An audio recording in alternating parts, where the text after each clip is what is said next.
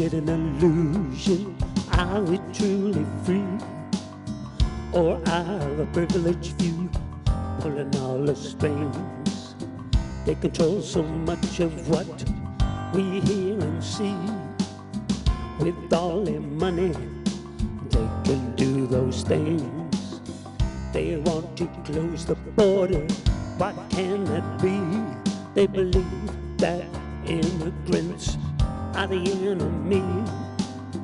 They don't believe climate change is real. To hell with the scientists and the Green New Deal. Fake news conspiracies on the internet, on TV, fear, greed, hate, lies, and jealousy. I need to know just what you think. Are we truly free?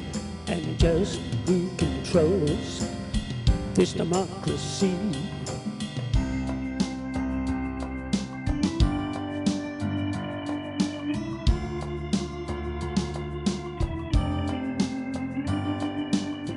A lot of working parents can't sleep at night. Wanna raise a family, give the kids a better life. Just hope no one gets sick, 'cause how they gonna pay?